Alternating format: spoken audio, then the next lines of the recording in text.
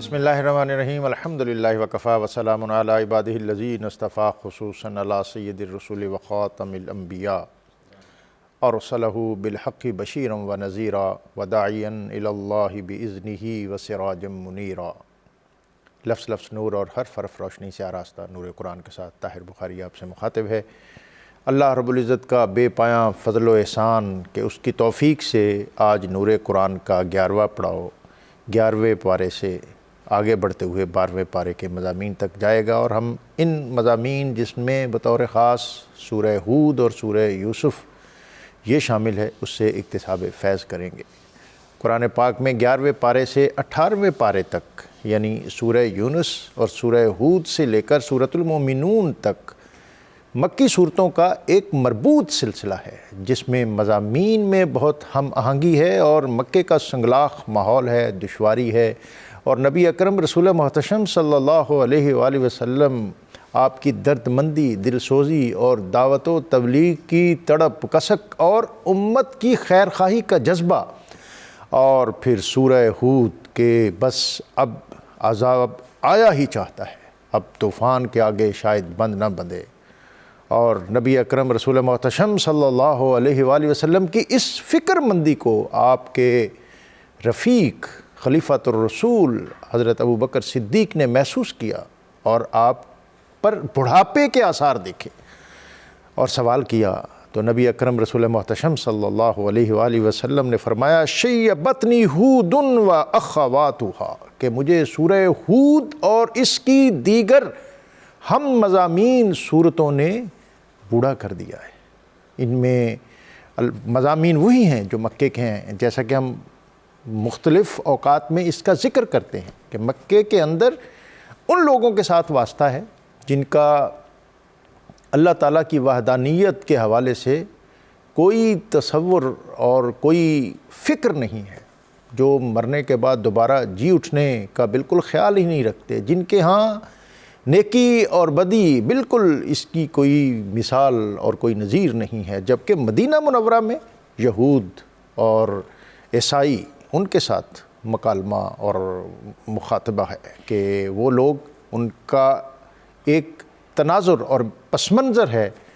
وحی اور الہام کے ساتھ، اور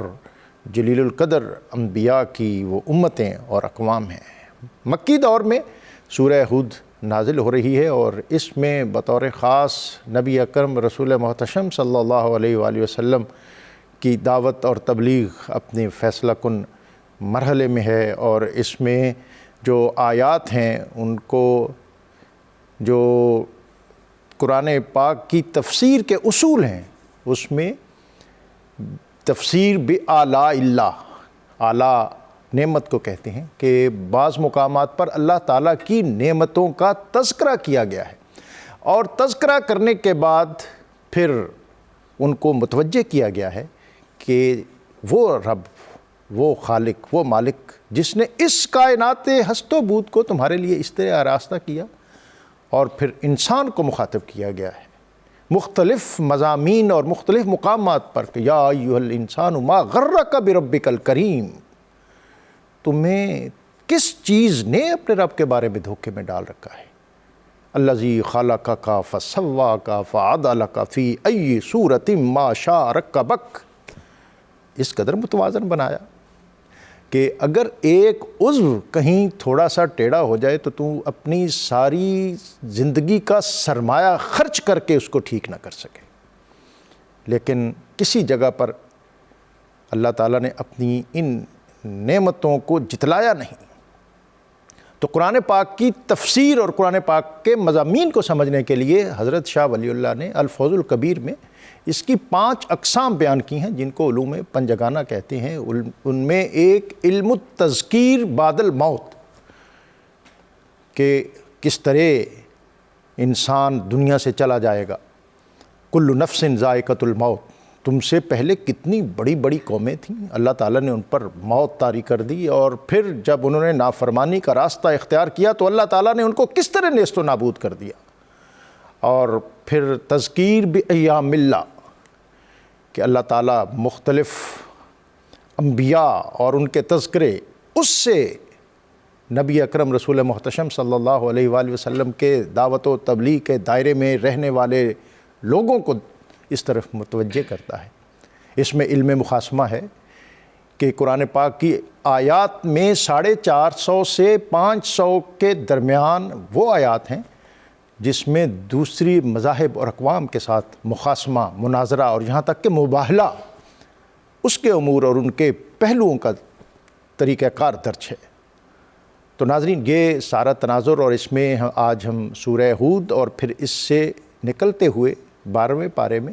سورہ یوسف میں داخل ہوں گے، اور اللہ تعالیٰ کی وحدانیت یہ بنیادی موضوع ہے۔ نبی اکرم رسول محتشم صلی اللہ علیہ وسلم کی رسالت یہ اہم موضوع ہے، اور مرنا اور مرنے کے بعد جی اٹھنا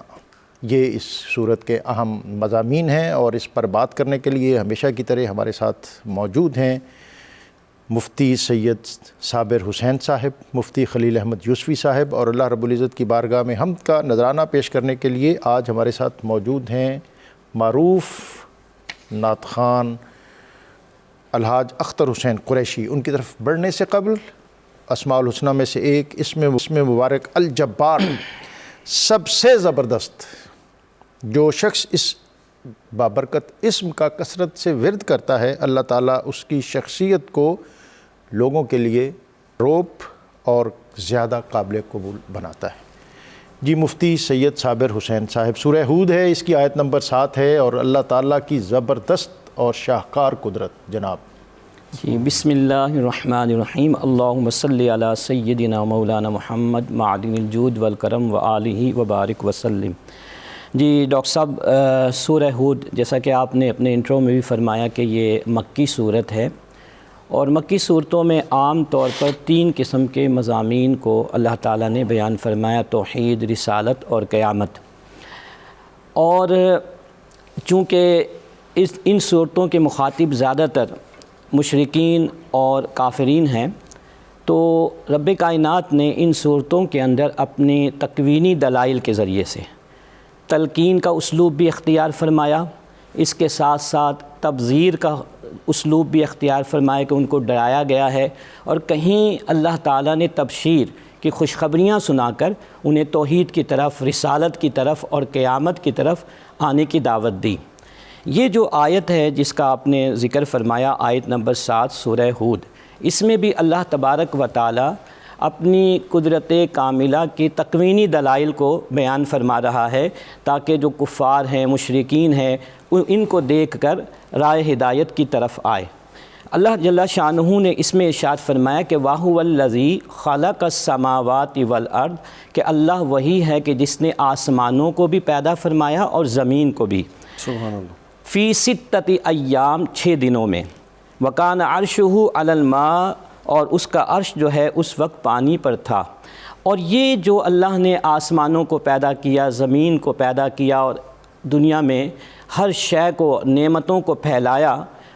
اس کا مقصد یہ ہے کہ جب دنیا میں انسان آئے تو اس کی آزمائش ہو سکے، لِيَبْلُوَكُمْ أَيُّكُمْ أَحْسَنُ عَمَلًا، تاکہ وہ تمہیں آزمائے، تمہیں دیکھے کہ تم میں سب سے بہترین عمل اس دنیا میں رہتے ہوئے ان تمام اسباب کو، دلائل کو دیکھتے ہوئے کون کرتا ہے۔ تو یہ دیکھیں، اس میں جو اللہ تعالیٰ نے اپنی قدرت کاملہ کی جو ایک نشانی بیان فرمائی کہ اس نے آسمانوں کو پیدا کیا۔ قرآن مجید میں سینکڑوں آیات ایسی ہیں جہاں پر آسمان کی تخلیق کا ہمیں ذکر ملتا ہے، جیسے سورہ الملک میں ہے کہ الذی خلق 7 سماوات طباقا، اللہ وہ ہے کہ جس نے 7 آسمانوں کو اوپر تلے پیدا کیا۔ مفسرین فرماتے ہیں کہ 7 آسمان ایک کے بعد دوسرا اور پھر دوسرے کے بعد تیسرا ہے، اور ہر آسمان کی جو نوعیت ہے وہ میٹل کے اعتبار سے مختلف ہے۔ کوئی آسمان چاندی کا ہے، کوئی سونے کا ہے، کوئی لوہے کا ہے۔ اور زمین کے بارے میں قرآن کہتا ہے کہ یہ کیسکیڈنگ فارم میں ہے، اوپر تلے نہیں ہیں، بلکہ یہ جس طرح پیاز کے جو چھلکے ہوتے ہیں ایک دوسرے سے جڑے ہوئے ہوتے ہیں۔ اسی لیے آپ دیکھیے کہ قرآن میں جہاں پر آسمان کا ذکر ہمیں ملتا ہے وہ جمع کے ساتھ ہے، اور جہاں زمین کا ذکر ملتا ہے چونکہ وہ جڑی ہوئی ہیں ایک دوسرے سے تو اس کو واحد کے ساتھ بیان کیا گیا۔ اس آیت میں جو سب سے بڑا پیغام ہمیں دیا جا رہا ہے وہ یہ ہے کہ یہ دنیا جو ہے یہ اس میں گم ہونے کے لیے نہیں ہیں، اس میں غرق ہونے کے لیے نہیں ہیں۔ یہ دنیا اور دنیا کے جتنے بھی مال و اسباب ہمیں عطا کیے گئے ہیں وہ اللہ تبارک و تعالیٰ نے اس لیے دیے کہ ہم یہاں آ کر اللہ کے احکام پر عمل کریں۔ جہاں ہے تیرے لیے تو نہیں جہاں کے لیے، جہاں ہے تیرے لیے تو نہیں جہاں کے لیے، بالکل۔ تو یہ انسان کی تخلیق کا مقصد کیا ہے؟ اس کی تخلیق کا مقصد تو اللہ نے ایک اور آیت میں فرمایا کہ وَمَا خَلَقْتُ الْجِنَّ وَالْإِنسَ إِلَّا لِيَعْبُدُونَ، کہ میں نے انسانوں اور جنوں کو اس لیے پیدا کیا کہ وہ میری عبادت کریں۔ اور یہاں آ کر اگر انسان دنیا میں گم ہو جاتا ہے، دنیا کی آسائشات میں گم ہو جاتا ہے تو پھر اس کی ناکامی ہے اور اخروی زندگی کے اندر وہ ناکام و نامراد ہو جائے گا۔ اب آپ دیکھیں کہ قرآن مجید فرقان حمید میں یہ جو آسمان ہے، یہ زمین ہے، یہ جتنی بھی ہمیں نعمتیں نظر آتی ہیں، تکوینی دلائل ہمیں جو نظر آتی ہیں، ان کے بارے میں اللہ نے ہمیں کہا کہ غور و فکر کرو۔ اچھا، ہم جتنا زیادہ اللہ تبارک و تعالیٰ کے اوپر ایمان رکھ کر ان دلائل پر غور و فکر کرتے ہیں، معرفت الہی اتنی زیادہ ہمیں نصیب ہوتی ہے۔ جیسا کہ ایک آیت میں اللہ نے سورہ آل عمران میں فرمایا کہ ان فی خلق السماوات والارض واختلاف اللیل والنہار لآیات لأولی الالباب، کہ بے شک آسمان اور زمین کی تخلیق میں، رات اور دن کے آنے جانے میں بے شک نشانیاں ہیں ان لوگوں کے لیے جو صاحب عقل لوگ ہیں۔ اور پھر دیکھیں کہ آگے اگلی آیت کے اندر ان صاحب عقل لوگوں کا تعارف بھی کرا دیا گیا کہ صاحب عقل لوگ کون ہیں۔ فرمایا کہ الذین یذکرون اللہ قیاما وقعودا وعلی جنوبہم، کہ جو اپنے رب کو اس وقت بھی یاد رکھتے ہیں کہ جب وہ کھڑے ہوتے ہیں، جب وہ بیٹھے ہوئے ہوتے ہیں، اور جب وہ اپنے پہلوؤں میں لیٹے ہوئے ہوتے ہیں۔ اگر آپ غور کریں تو اس آیت کریمہ میں ان 3 الفاظ کے اندر انسان کی پوری زندگی کا احاطہ کر لیا گیا ہے کہ انسان انہی 3 کیفیات میں اپنی زندگی کو گزار رہا ہوتا ہے۔ تو عقل مندی یہی ہے کہ ہم آسمان اور زمین کی تخلیق پہ غور و فکر کریں، لیکن اس غور و فکر کے اندر ذکر الہی کا جو ایلیمنٹ ہے، جو عنصر ہے، وہ شامل ہو۔ اور جب انسان آسمان اور زمین پر اللہ تبارک و تعالیٰ کے ذکر کے ساتھ اور دنیا کو ایک آزمائش گاہ سمجھتے ہوئے غور و فکر کرتا ہے تو پھر اس میں گم نہیں ہوتا۔ اس کا نتیجہ کیا آتا ہے کہ پھر وہ دیکھتا ہے اور بالآخر یہ کہتا ہے کہ ربنا ما خلقت ھذا باطلا سبحانک فقنا عذاب النار، کہ اللہ تو نے کسی بھی شے کو باطل اور بے مقصد پیدا نہیں کیا، تو پاک ہے اور ہمیں جہنم کی آگ سے بچا لے۔ یعنی آفاق اور انفس کے دلائل اور فطرت کے یہ جو شواہد ہیں، مظاہر ہیں، ان کا مطالعہ کرتے ہوئے آپ اس کے خالق کی طرف توجہ کریں اور اس کو پہچانیں۔ اس سے اگلا مضمون وہ بھی بہت اہم ہے، اور متصل ہے اس سے، اور آیت بھی متصل ہے، آیت 8۔ اور پھر جیسا کہ سورہ ہود کا ایک سگنیفیکنس ہے کہ اس میں عذاب سے ڈرایا گیا ہے، اور جیسا ہم نے ذکر کیا کہ بہت برجستگی اور اس میں حتمیت ہے۔ جناب بسم اللہ والصلاۃ والسلام علی رسول اللہ۔ اللہ تعالیٰ جل جلالہ کا یہ خوبصورت ضابطۂ کار رہا ہے کہ اللہ تعالیٰ انبیاء کو بھیجتا ہے تو پہلے خوشخبریاں دیتے ہیں، پھر اس کے بعد ڈراتے ہیں۔ اس آیت میں اللہ تعالیٰ جل جلالہ نے ارشاد فرمایا وَلَئِنْ أَخَّرْنَا عَنْهُمُ الْعَذَابَ إِلَىٰ أُمَّةٍ مَّعْدُودَةٍ، جب ہم کسی قوم سے ایک مقررہ مدت تک عذاب کو مؤخر کر دیتے، لَيَقُولَنَّ مَا يَحْبِسُهُ، تو وہ یہ گمان کرتے ہیں کہ اب وہ نہیں آئے گا، کدھر گیا وہ؟ پھر وہ اپنے نبیوں کو یہ کہتے ہیں أَلَا يَوْمَ يَأْتِيهِمْ لَيْسَ مَصْرُوفًا عَنْهُ وَحَاقَ بِهِم مَّا كَانُوا بِهِ يَسْتَهْزِئُونَ، کہ جس کا تم ہم سے وعدہ کرتے تھے وہ کیوں نہیں آ رہا۔ حالانکہ اسلام اور قرآن مجید یہ بتاتا ہے کہ اللہ تعالیٰ جو عذاب میں تاخیر کرتا تھا نا، وہ بھی انبیاء کی گزارشوں پہ کرتا تھا۔ جس طرح کہ اسی سورۃ ہود میں اللہ تعالیٰ ارشاد فرماتا ہے وَيُجَادِلُونَ فِي قَوْمِ لوط، حضرت ابراہیم علیہ السلام مسلسل اللہ تبارک و تعالیٰ جل جلالہ کی بارگاہ میں گزارش کرتے رہے، اور اس گزارش کے لیے اللہ تعالیٰ نے یجادلونا کا لفظ کہا ہے کہ مجادلہ کرتے رہے ہم سے، اور مجادلہ عذرائے مہربانی شفقت ہے کہ اللہ سے بار بار کہتے رہے یا اللہ قوم لوط کو تھوڑا ٹائم دے دے، تھوڑا اور ٹائم، شاید سمجھ جائیں، شاید سدھر جائیں۔ تو جو عذاب میں تاخیر ہوتی رہی نا، وہ بھی انبیاء کے فیضان کرم سے ہے۔ جس طرح کہ نبی صلی اللہ تعالیٰ علیہ وسلم جب طائف کی وادی کی طرف گئے اور انہوں نے نبی صلی اللہ علیہ وسلم کا پیغام نہیں مارا اور انہوں نے بڑی زیادتیاں کی، آپ ایک باغ میں تشریف لائے تو سیدنا جبرائیل علیہ السلام آ گئے، عرض کی آقا کریم صلی اللہ علیہ وسلم اللہ تعالیٰ نے یہ میرے ساتھ پہاڑوں کے فرشتے بھیجے ہیں، آپ اشارہ فرمائے تو دونوں پہاڑ ان کے اوپر پھینک دیتے، لیکن نبی صلی اللہ علیہ وسلم نے ان کے عذاب میں تخفیف فرما دی، فرمایا نہیں میں عذاب بن کے نہیں آیا، میں تو لیکن حفیظ جلندری کہتا ہے کہ ہاتھ اٹھائے، ہاں جی بالکل، اور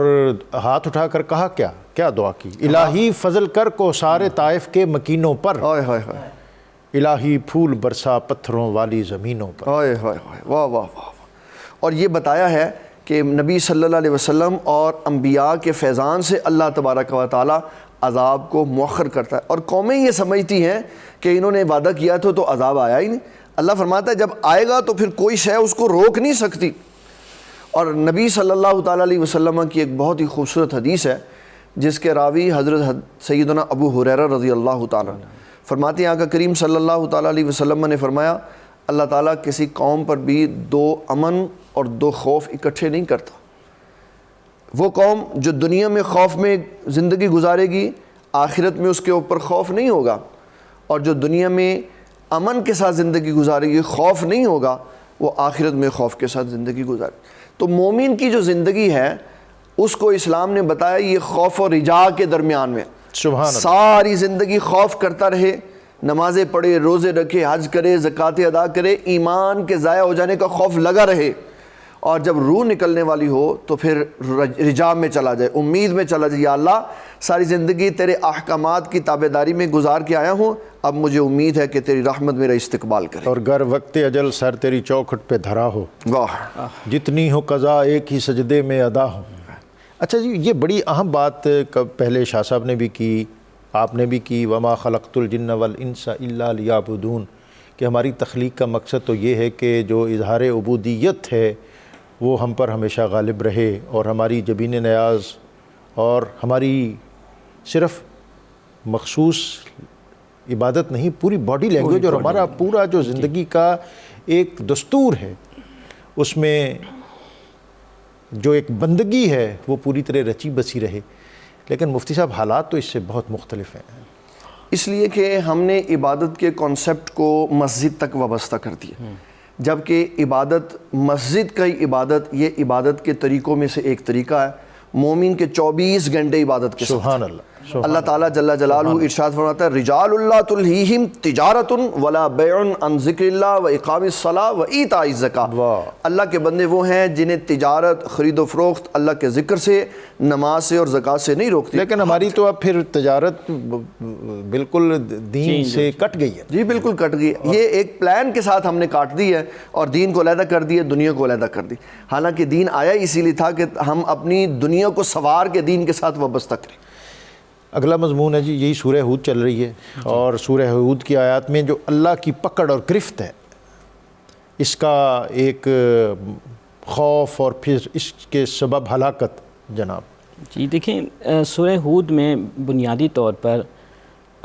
مختلف انبیاء کرام علیہم السلام، ان کی تبلیغ اور پھر ان کی قوم کے طرز عمل کو بیان کیا گیا ہے، اور ان کے منفی طرز عمل پر ان کی پکڑ کو بھی بیان کیا گیا۔ جیسے حضرت ہود علیہ السلام ہیں، ان کا ذکر تفصیل کے ساتھ اس سورہ مبارکہ کے اندر ہے۔ پھر اس کے بعد جو اس سے پہلے بلکہ حضرت نوح علیہ السلام کا ذکر ہمیں ملتا ہے، حضرت نوح علیہ السلام کی قوم پر بھی عذاب آیا، لیکن یہ عذاب ایسا نہیں کہ یکبارگی میں فوراً آ گیا، بلکہ اس عذاب کے آنے سے پہلے ان کو مہلت کی بہت زیادہ گھڑیاں دی گئیں۔ حضرت نوح علیہ السلام نے 40 سال کی عمر میں اظہار نبوت فرمایا، اور 950 سال، قرآن کہتا ہے کہ 950 سال تک آپ نے تبلیغ فرمائی، اور یہ نہیں کہ کچھ وقت آپ نے تبلیغ فرمائی اور پھر چھوڑ دیا، بلکہ خود قرآن کے اندر حضرت نوح علیہ السلام کا یہ قول ملتا ہے کہ یا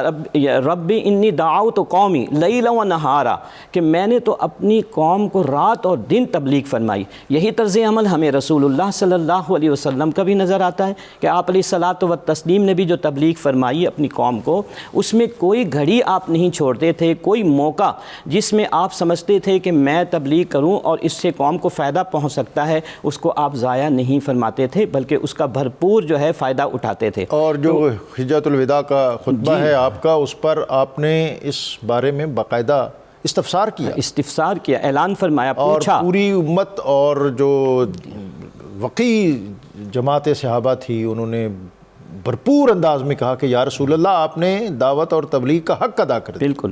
اور اس پر آپ نے اللہ کو بھی گواہ بنایا، پوری قوم کو، وہاں پہ جتنے صحابہ کرام موجود تھے سب کو گواہ بنایا. تو حضرت نوح علیہ السلام نے 950 سال تبلیغ فرمائی، لیکن قوم صرف ایک روایت میں آتا ہے کہ 78% تھے، 78 لوگ تھے، اور ایک میں 80 لوگ تھے جو آپ پر ایمان لائے. اور پھر ہوا کیا کہ بالآخر حضرت نوح علیہ السلام نے اپنے رب کی بارگاہ میں دعائے ضرر فرمائی، اور پھر اللہ نے اس کے بعد کے سارے معاملات کو اس سورہ مبارکہ کے اندر تقریباً 2 رکوع میں تفصیل کے ساتھ بیان کیا ہے کہ کشتی کیسے تیار ہوئی. اللہ تعالیٰ نے حکم دیا کہ وَيَصْنَعُ الْفُلْكَ کہ وَاصْنَعِ الْفُلْكَ کہ اے نوح اب تم کشتی کو تیار کرو. اچھا، جس علاقے میں وہ کشتی تیار فرما رہے تھے وہ علاقہ ایسا تھا کہ وہاں پہ کشتی کی کوئی ضرورت نہیں. قوم آ کر باقاعدہ پوچھتی، تضحیک معاذ اللہ کیا کرتی تھی، مذاق اڑایا کرتی تھی. حضرت نوح علیہ السلام نے اس کو بھی برداشت کیا، اور بالآخر ایک وقت ایسا آیا کہ اس قوم پر جو ہے اللہ تبارک و تعالیٰ نے طوفان کی صورت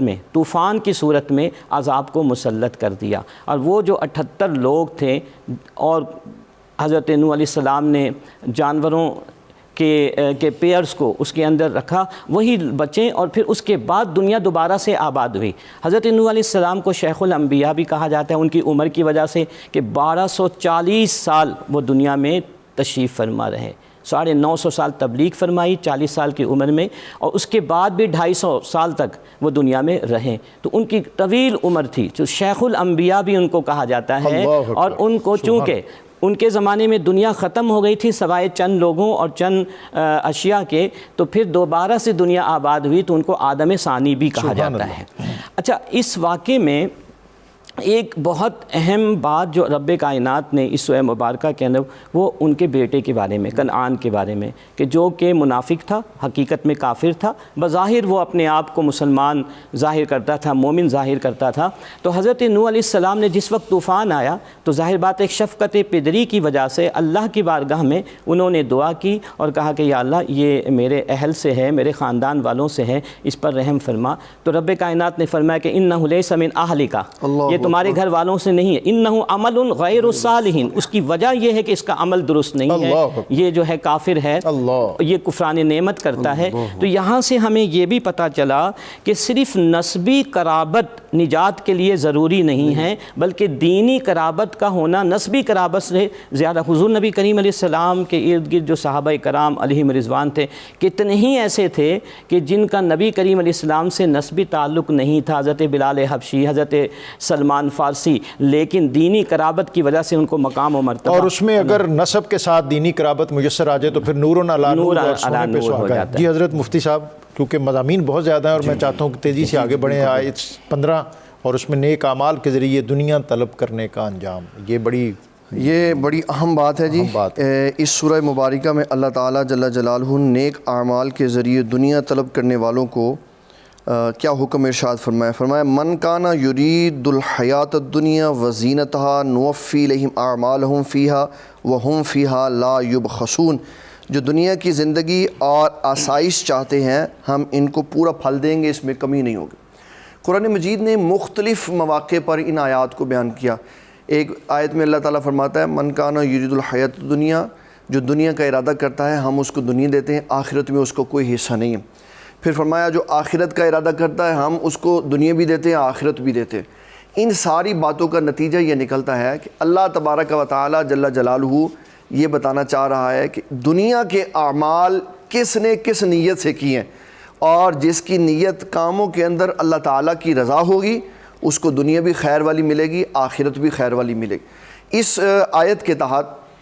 علامہ خازن نے ایک حدیث بیان کی ہے کہ نبی صلی اللہ تعالیٰ علیہ وسلم ارشاد فرماتے ہیں اللہ تعالیٰ قیامت والے دن 3 افراد کو بلائے گا، ان میں سے قاری ہوں گے، ایک غنی ہوگا اور ایک مجاہد ہوگا. اچھا جی، یہ بات بڑی اہم ہے جو آپ کرنے جا رہے ہیں. جی تو کالر بھی موجود ہیں اور بریک بھی ہے، تو میں یہ نہیں چاہتا کہ آپ تیزی میں کچھ اہم بات اس میں سے ہم محروم رہ جائیں. تو کالر لے لیں. جی السلام علیکم. جی حاجی مشتاق صاحب بکھر سے آپ کو خوش آمدید. جی بہت شکریہ جناب. جی کیا پوچھنا چاہتے ہیں؟ میرا سوال یہ تھا آپ سے کہ اگر کوئی بدبخت شخص اپنی بدبختی کی وجہ سے اپنے والدین میں سے کسی کو قتل کر دیتا ہے تو اس شخص کا نماز جنازہ پڑھنا جائز ہے؟ جی یہ علماء بتائیں گے ابھی کہ اگر کوئی بدبخت شخص اس حرکت کا ارتکاب کرتا ہے تو اس کے جنازے کی کیا صورت ہوگی۔ ماجد صاحب ہیں چکوال سے، جی السلام علیکم۔ وعلیکم السلام سر۔ جی ماجد صاحب آپ کو خوش آمدید۔ جی بہت شکریہ۔ یہ مفتی صاحب سے سوال ہے کہ اللہ پاک نے ابھی پہ بہت زیادہ نعمتیں نازل کی ہیں، تو کیسا کوئی ایسا طریقہ کار ہو، کوئی ایسا ذکر ہو کہ ہم اس نعمتوں کا شکر ادا کر سکیں؟ ذکر ہو، ایسا کوئی طریقہ کار ہو جس کے ذریعے اللہ تعالیٰ کی ہم نعمتوں کا شکر ادا کر سکیں۔ جی ہماری بہن ہے بطول بی بی، جی السلام علیکم۔ وعلیکم السلام بھائی، میرا سوال ہے کہ میرے ہسبینڈ ہے نا 1 سال پہلے کسی کے دباؤ میں آپ کو خودکشی کی تھی، تو میں اس کے لیے پڑھتی ہوں، اس کے لیے مغفرت کی دعا بھی کرتی ہوں، اس کے لیے بہت زیادہ نمازیں بھی پڑھتی ہوں، نوافل بھی پڑھتی ہوں، اور میں جب اس کو خواب میں دیکھتی ہوں تو بہت اچھی حالت میں دیکھتی ہوں کہ وہ ٹھیک ہے اور صحیح حالت میں، اور مجھے کہتا ہے کہ میں ٹھیک ہوں، تو اس میں کیا ہے، ٹھیک ہوگا یا کیا ہوگا؟ اللہ پاک معاف کر دیتے ہیں نا؟ جی یہ ہمارے علماء بتائیں گے۔ ہاں وقت ہے ایک بریک کا، بریک سے واپس آئیں گے تو سورہ ہود کے مضامین اور پھر آگے 12ویں پارے میں سورہ یوسف وہ بھی شروع ہوگی، اور پھر جو کالرز کے کویسچن ہیں، سوالات ہیں، اس پر بھی بات کریں گے۔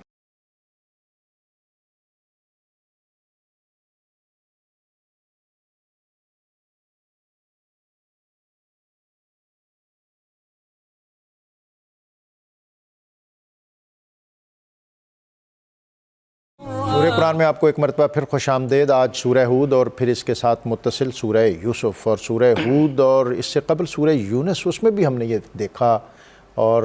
اس سے ہم نے یہ مطالعہ میں یہ چیز آئی کہ ان صورتوں میں جہاں جیسے ہمارے علماء نے بھی بتایا کہ بہت زیادہ عذاب، انذار، اور اس کے ساتھ ایک حوصلہ، امید کہ وصبر، صبر کیجئے، دیکھیے کہ آنے والے حالات کس طرح سربلندی اور سرخروئی، بلندی، پیشوائی اور ارتقاء تمہارے قدموں میں آتا ہے۔ اور یہ مکے کی سرزمین جہاں آج حیات کے دائرے تنگ ہو رہے ہیں آپ کے لیے، پھر ایک وقت آئے گا جب آپ فتح مندی کے ساتھ، سرخروئی اور سربلندی کے ساتھ اس سرزمین پر آئیں گے۔ اور پھر اس کے ساتھ سورہ یوسف ہے، اور سورہ یوسف اس میں تو ایک یہ اسپیسیفک صورت جس میں ایک جلیل القدر پیغمبر حضرت یوسف علیہ السلام جو بنی اسرائیل کے پیغمبر تھے، حضرت یوسف علیہ السلام، آپ کے والد حضرت یعقوب اور ان کے والد حضرت اسحاق اور ان کے والد حضرت ابراہیم، گویا یہ حضرت ابراہیم علیہ السلام کی اس خاندان میں سے اہم ترین شخصیات ہیں جو حضرت اسحاق علیہ السلام کی نسل سے ہیں، اور حضرت ابراہیم علیہ السلام آپ کے جو بڑے صاحبزادے حضرت اسماعیل علیہ السلام، اور اس میں سے قریش، ہاشم، اور پھر تاجدار ختمی مرتبت نبی اکرم رسول محتشم صلی اللہ علیہ وآلہ وسلم۔ اور سورہ یوسف کہ نحن نقص علیک احسن القصص، اور پتہ نہیں کسی معروف شاعر نے کہا تھا کہ خوش دل کا شست قصہ خوبان روزگار، تو یوسفی و قصہ تو احسن القصص، کہ یا رسول اللہ آپ سے بڑھ کر کسی کا حسن و جمال اور کسی کا قصہ کیا ہو سکتا ہے۔ اور اس صورت میں، اور بالخصوص سورہ یوسف کے اندر جو آیت اس کی 4 ہے، وَإِذْ قَالَ يُوسُفُ لِأَبِيهِ يَا أَبَتِ إِنِّي رَأَيْتُ أَحَدَ عَشَرَ كَوْكَبًا وَالشَّمْسَ وَالْقَمَرَ رَأَيْتُهُمْ لِي سَاجِدِينَ۔ بھائیوں نے سن لیا کہ چھوٹا بھائی جو ہے یہ والد گرامی سے تخلیے میں راز و نیاز کی باتیں کرتا ہے، اور آنے والے دنوں کے عروج اور بلندی کے تذکرے کرتا ہے، اور کہتا ہے کہ ایک وقت ایسا آئے گا، میں نے خواب ایسا دیکھا ہے۔ پھر حسد، اور اس حسد میں کس طرح خاندان کے لوگ دشمن ہوئے، کنویں میں پھینکا، اور پھر بکے، اور پھر قید ہوئے، لیکن جو عروج، بلندی اور پیشوائی اللہ تعالیٰ نے مقدر کر رکھی تھی، اس کے بارے میں پھر فرما دیا کہ واللہ غالب علی امرہ، کہ اللہ اپنے امر، اپنے احکام اور اپنے امور کو اور اپنے فیصلوں کو نافذ کرنے پر پوری طرح قادر اور قدرت رکھتا ہے کہ وہ جو خواب دکھایا تھا پھر اس کو سچ کر دکھایا۔ یہ ساری چیزیں مکہ کی سرزمین پر بتانے کا مقصد یہ ہے کہ وہ وعدے جو خواب کی صورت میں یوسف علیہ السلام کے ساتھ ہوئے تھے، تاجدار ختمی مرتبت صلی اللہ علیہ وآلہ وسلم کو بھی آنے والے ان ایام کی نوید اور خوشخبری کے جب پوری دنیا کے اندر نبی اکرم صلی اللہ علیہ وسلم کے دین کی سربلندی ہوگی اور اسی مکہ کے اندر آپ فتح مند اور سرخرو ہو کر آئیں گے۔ صحابہ اکرام رضوان اللہ علیہم اجمعین جن پر اس سرزمین میں ظلم اور ستم کے پہاڑ توڑے جا رہے ہیں، اور وہ بلال جن کو تپتے ہوئے ریگزار پر لٹایا جاتا ہے، جن پر آگ برسائی جاتی ہے، لیکن اقبال بولے کہے کہ چمک اٹھا جو ستارہ تیرے مقدر کا، حبش سے تجھ کو اٹھا کر حجاز میں لایا، ہوئی اسی سے تیری غم کدے کی آبادی، تیری غلامی کے صدقے ہزار آزادی، وہ آستہ نہ چھٹا تجھ سے ایک دم کے لیے، کسی کے شوق میں تو نے مزے ستم کے لیے، جفا جو عشق میں ہوتی ہے وہ جفا ہی نہیں، ستم نہ ہو تو محبت میں کچھ مزہ ہی۔ واہ واہ، صحابہ اکرام رضوان اللہ علیہم اجمعین، ایسی عظیم وقی اور فداکار جماعت، سبحان اللہ سبحان اللہ۔ تو حضرت بڑے سوالات بھی ہیں اور مضامین بھی ہیں، اور پھر سورہ یوسف بھی شروع ہو رہی ہے، مختصر جوابات آپ دے دیجئے۔ یہ حاجی مشتاق صاحب نے بکھر سے پوچھا کہ اگر کوئی بدبخت اپنے والدین کو قتل کر دے تو پھر اس کے جنازے کی کیا صورت؟ اسلام نے یہ اصول اور ضابطہ بتایا ہے، شرک، کفر اور ارتداد کے علاوہ جو بندہ جتنے مرضی بڑے کبھی گناہ کا بھی مرتکب ہوگا، اسلام سے خارج نہیں ہوتا، اس کی نماز جنازہ پڑھی جائے۔ اور ماجد صاحب نے پوچھا ہے کہ نعمتیں ہیں اللہ تعالیٰ کی بہت زیادہ، اب ان کا ذکر بھی ہوتا ہے، لیکن کس طرح اس کا شکر ادا کریں؟ نعمت کا استعمال کرنے کے بعد سب سے بہترین شکر کا طریقہ یہ ہے زبان سے کہ اللہ تعالیٰ کی حمد کی جائے، اور اعضاء سے کہ اس کی عبادت کی جائے۔ سبحان اللہ۔ اور پھر اس کا جو نعمتوں پہ شکر کے لیے اللہ تعالیٰ نے لَإِن شَكَرْتُمْ لَأَزِيدَنَّكُمْ وَلَئِن كَفَرْتُمْ إِنَّ عَذَابِي لَشَدِيدٌ۔ اور بہن نے پوچھا ہے کہ ان کے خاوند نے خودکشی کر لی تھی، اور میں اس کے لیے بڑی مغفرت طلب کرتی ہوں، اور خواب میں اس کو اچھی حالت میں بھی دیکھتی ہوں۔ حضور صلی اللہ علیہ وسلم کی ایک حدیث اس میں ایڈ کرنا چاہوں گا۔ ایک صحابی نے حضور پاک صلی اللہ علیہ وسلم کے ساتھ جہاد میں شرکت کی، اور بڑے سارے زخم آئے لیکن روح نہیں نکل رہی تھی، تو انہوں نے اپنی انگلیوں کے پورے کاٹ دیے۔ ایک صحابی نے ان کو دیکھا تو ان کا ہاتھ نہیں تھا اور باقی سارا جسم سفید لباس کے ساتھ تھا، تو پوچھا کیا بنی؟ کہا نبی صلی اللہ تعالیٰ علیہ وسلم کے ساتھ جہاد میں شرکت کرنے کی وجہ سے اللہ نے معافی دے دی لیکن ہاتھ نہیں معاف کیا۔ تو آقا کریم صلی اللہ علیہ وسلم نے اس کے لیے دعا فرمائی، یا اللہ جس طرح تو نے اس کے بدن کو معاف کر دیا، ہاتھ بھی معاف کر دے۔ اس سے پتہ چلتا ہے جو خودکشی کر لیتا ہے اپنے حالات کی مجبوری کی وجہ سے، بخشش کا دروازہ اس کے لیے کھلا ہے، اللہ تبارک و تعالیٰ اس کی بخشش فرما سکتا ہے، اور بخشش طلب کرتے رہنا چاہیے۔ جی طلب کرتے رہنا چاہیے۔ جی حضرت سورہ یوسف اور اس کی آیت نمبر 4۔ جی ایک بات میں عرض کرنا چاہوں گا کہ وہ شکر کے حوالے سے نبی کریم علیہ السلام کی ایک حدیث جو ہے کہ انسان کے اندر جو شکر کا جذبہ کیسے پیدا ہو سکتا ہے، تو آپ علیہ السلام نے فرمایا کہ انظروا الی اسفلکم، کہ سارے معاملات میں اپنے سے نیچے والوں کو دیکھو۔ واہ، جب ہم اپنے سے نیچے والوں کو دیکھیں گے مالی اعتبار سے، جسمانی اعتبار سے، تو جذبہ شکر ہمارے اندر خود بخود پیدا ایسا ہوتا نہیں ہے، ہم تو اوپر کی طرف ایسے دیکھتے ہیں۔ جی معاملہ تو میرے بالکل پاس اگر برعکس ہے۔ ایک گاڑی ہے تو حضرت مفتی پاس صاحب کے پاس 2 گاڑیاں ہیں، تو ان کی طرف دیکھتے ہیں۔ اس کا نتیجہ ہمارے سامنے ہے کہ ہمارے اندر شکر کا جذبہ بھی نہیں پیدا ہوتا، اور بہت ساری معاشرتی اور معاشی خرابیاں ہمارے اندر پیدا ہوتی ہیں۔ مادیت بہت آ گئی ہے، مادیت بہت کسی دور میں تو پورے گاؤں میں کوئی ایک تانگا ہوتا تھا کسی کے پاس، اور اسی کو دیکھ کر لوگ اس کو خوش بھی ہوتے تھے، اور یہ سمجھتے تھے کہ سارے یہ سمجھتے تھے کہ اپنا ہی ہے۔ پورے محلے میں ایک موٹر سائیکل ہمارے محلے میں ہوتی تھی تو ہم انہیں رش کی پورے نگاہ سے محلے میں حضرت ایک ٹیلی فون گھر میں ہوتا تھا کسی کے، اور اس کے گھر میں سارے ٹیلی فون کالز آتی تھی، اور پورے محلے میں کسی کے گھر میں ایک میں ٹی وی ہوتا تھا، اور سارے محلے کے بچے وہاں بیٹھ کر ٹی وی دیکھتے تھے۔ تو یہ ایک معاشرت تھی کہ جس میں ہمسائے ایک دوسرے کا خیال رکھتے تھے، اور ایک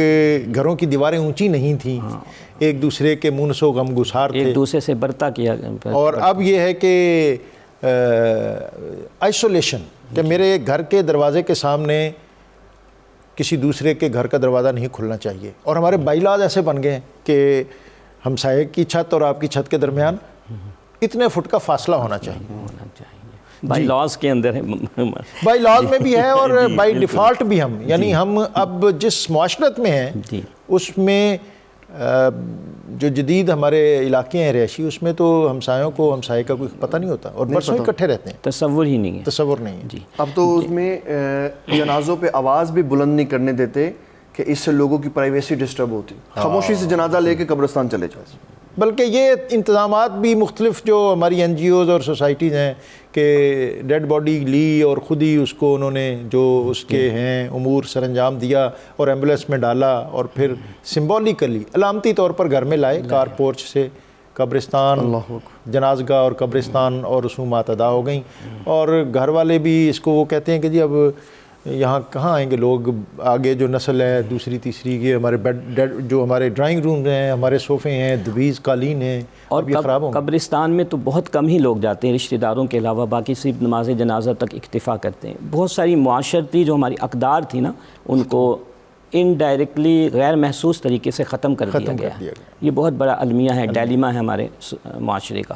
جی تو آپ نے جو سورہ یوسف کی آیت نمبر 4 کے حوالے سے پوچھا, ویسے میں ایک بات عرض کرنا چاہ رہا تھا کہ سورہ یوسف کو احسن القصص اللہ تبارک و تعالیٰ نے قرار دیا. تو اچھا یہ مکی صورت ہے اور اس دور میں یہ صورت نازل ہوئی کہ جس وقت نبی کریم علیہ السلام پر اور آپ کے ساتھیوں پر کفار مکہ کے مظالم اپنی انتہا کو پہنچ چکے تھے.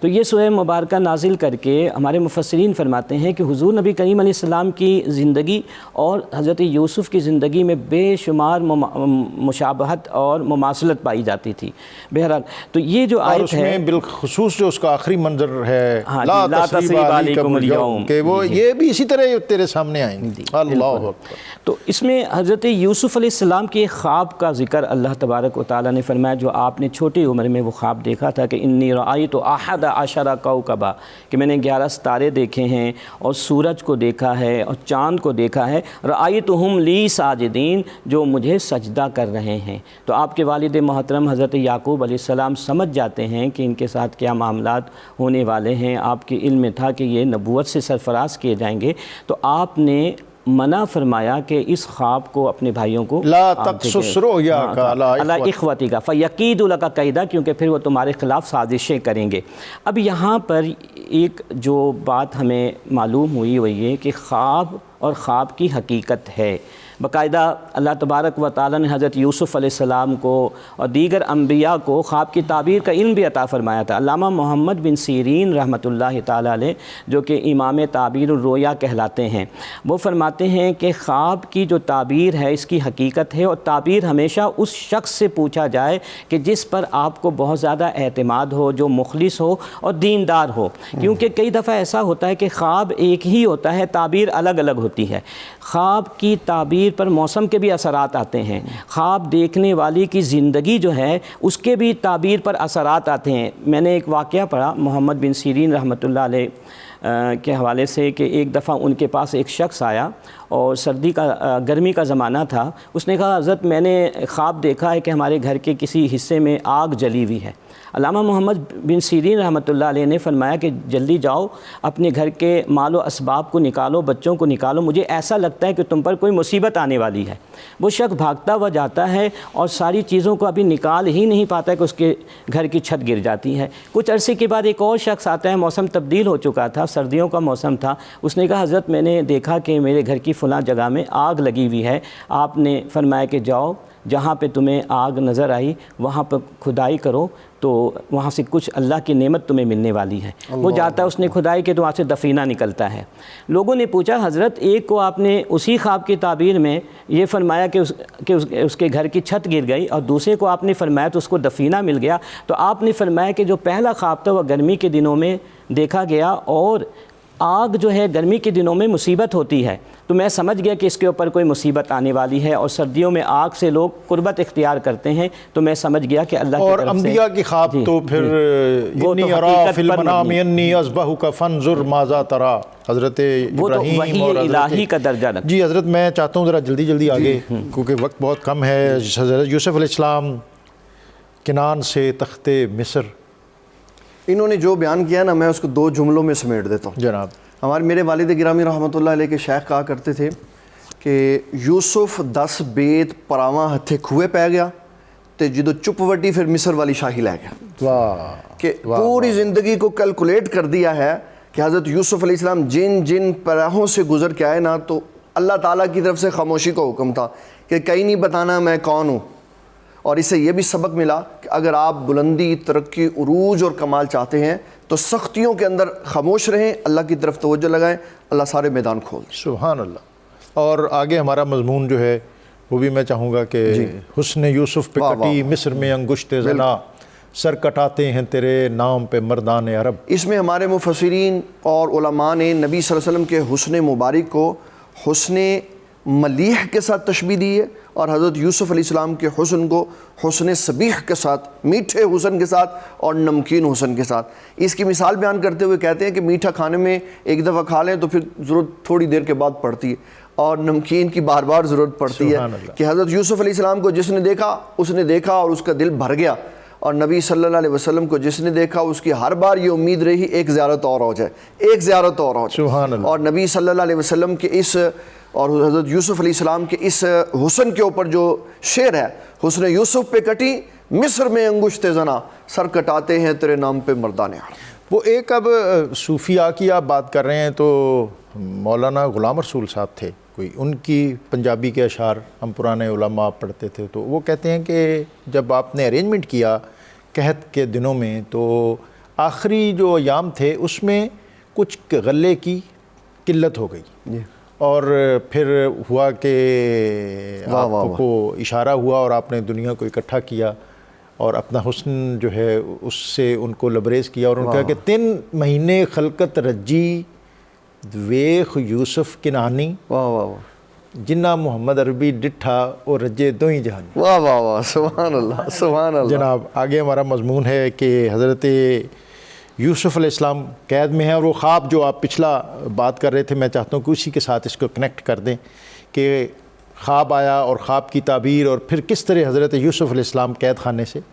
باہر تشریف لائے. جی بالکل. حضرت یوسف علیہ السلام کو اللہ تبارک و تعالیٰ نے خواب کی تعبیر کا علم بھی عطا فرمایا تھا، جیسے کہ بالکل آغاز میں ہی وَكَذَلِكَ يَجْتَبِيكَ رَبُّكَ وَيُعَلِّمُكَ مِن تَأْوِيلِ الْأَحَادِيثِ. جب حضرت یوسف علیہ السلام جیل میں تھے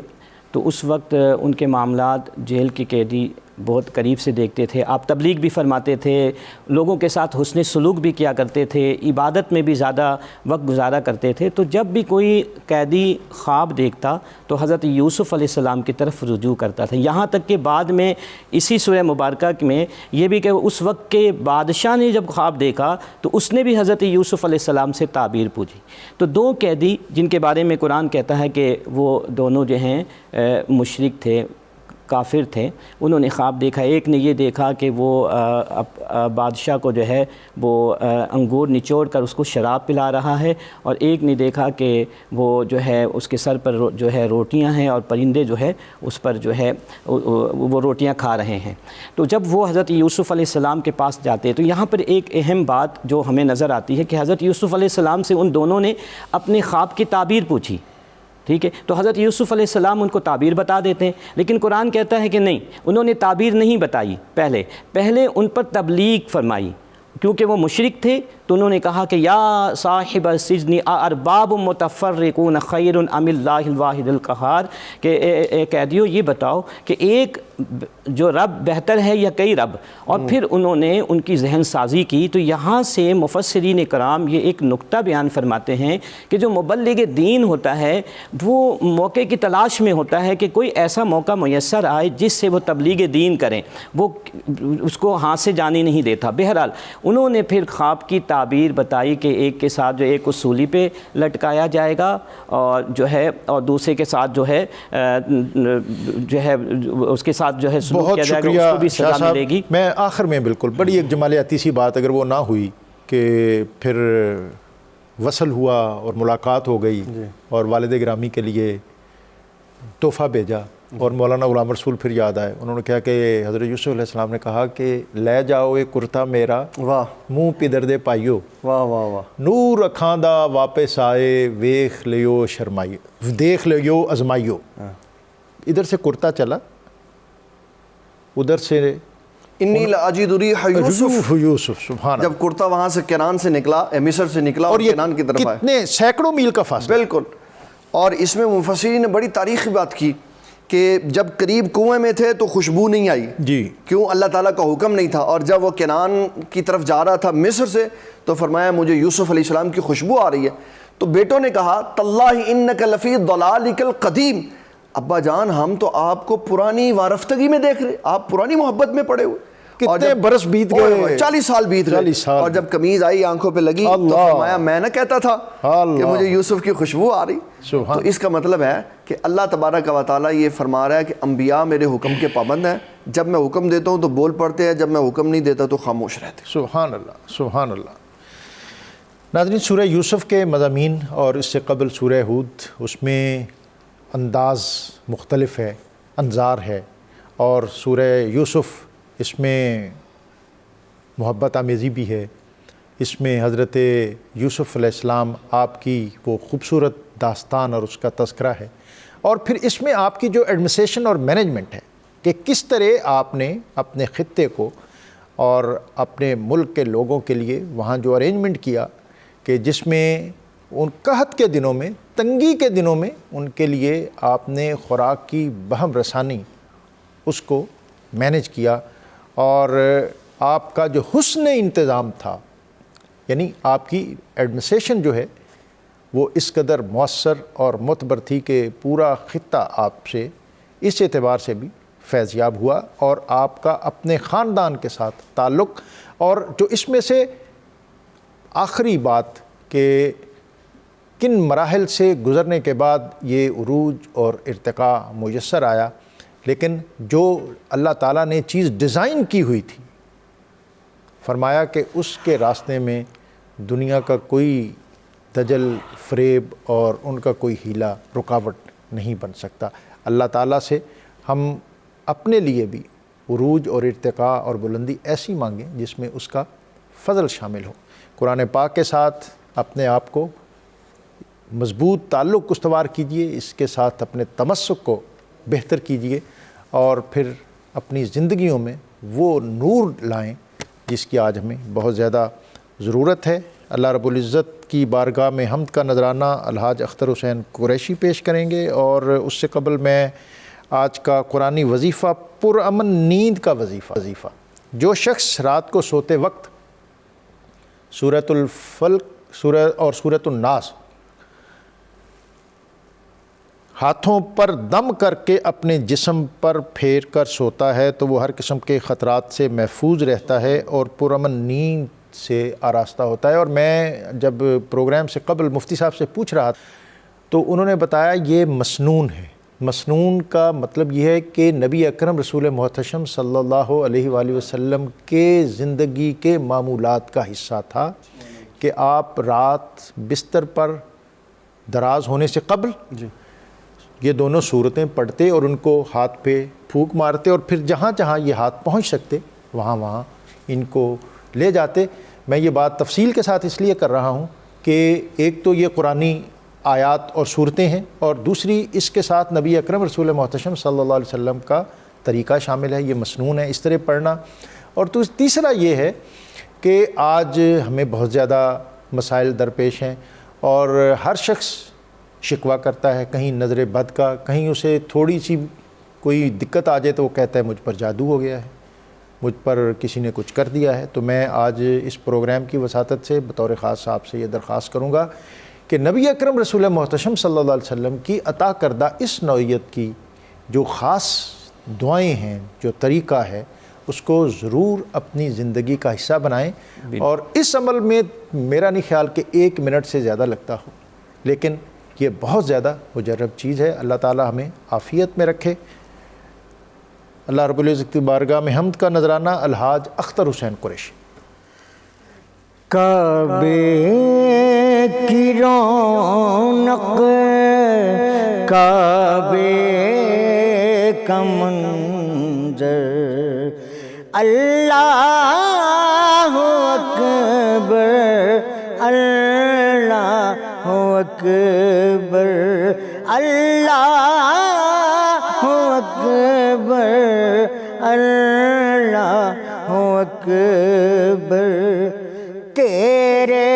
حرم کی کیا بات مولا، تیرے حرم کی کیا بات مولا، تیرے کرم کی کیا بات مولا، تا عمر کر دے آنا مقدر، اللہ اکبر اللہ اکبر، بھیجا ہے جنت سے تجھ کو خدا نے، بھیجا ہے جنت سے تجھ کو خدا نے، چوما ہے تجھ کو میرے مصطفیٰ نے، چوما ہے تجھ کو میرے مصطفیٰ نے، اے سنگ اسود تیرا مقدر، اللہ اکبر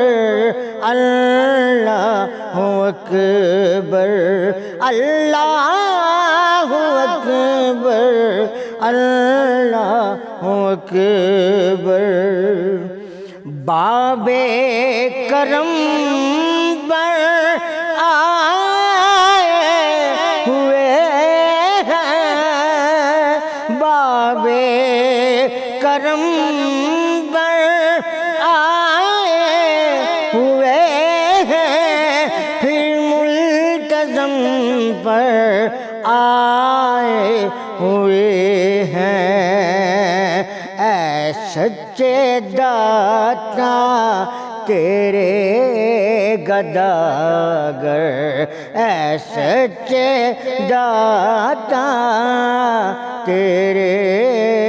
گداگر، اللہ اکبر اللہ اکبر، کعبے کی رونق کعبے کا منظر، اللہ اکبر اللہ اکبر اللہ اکبر اللہ اکبر۔